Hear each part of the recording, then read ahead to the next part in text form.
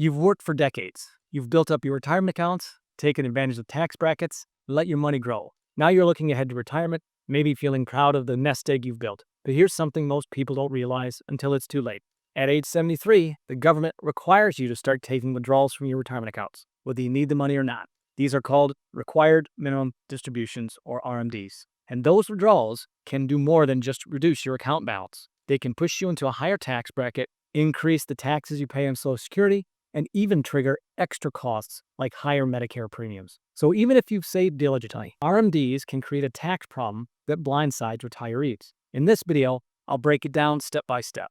What RMDs are and why the government forces you to take them. How they can unexpectedly push your taxable income higher than you want, and give you real-life examples of what it looks like for retirees with $1 million or more saved. Most importantly, some strategies you can use before age 73 to reduce the tax bite and stay in control of your income. Hi, I'm Nathan Seeley, founder of Brass Ring Wealth Management. I help professionals, families, and business owners reduce taxes, grow wealth, and retire with clarity and confidence. If you find this helpful, make sure to like the video, subscribe to the channel, and share it with someone who's approaching retirement. And if you like a personalized retirement plan designed around your income, lifestyle, and goals, book a call with me using the link in the description below.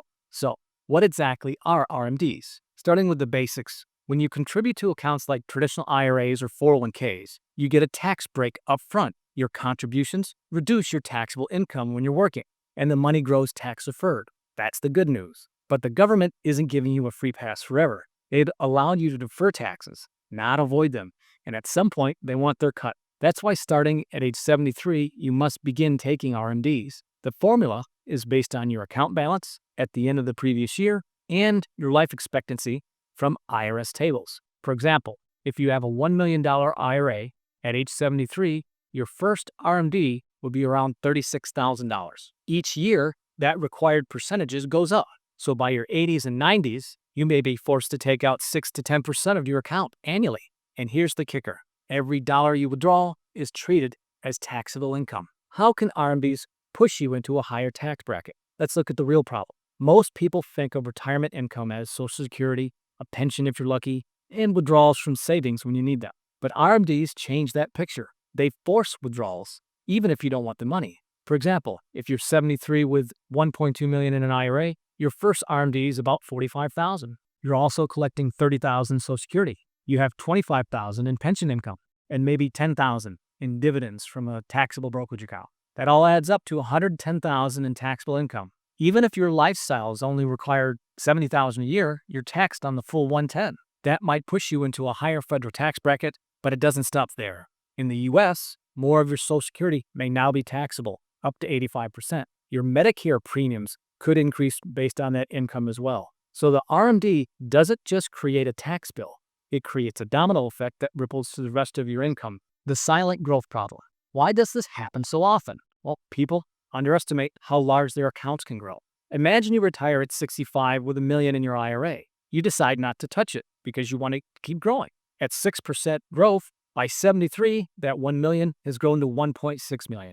Now, instead of a $36,000 R&D, you're taking out $60,000 in the first year, and it keeps increasing every year. The more you defer, the bigger the snowball, and the heavier the tax hit when RMDs finally kick in. So, real-life scenarios. Let's compare two retirees. John, the deferrer, retires at 65 with $1 million in his IRA. Doesn't touch it till 73. By then, it's $1.6 million. His first RMD, about $60,000.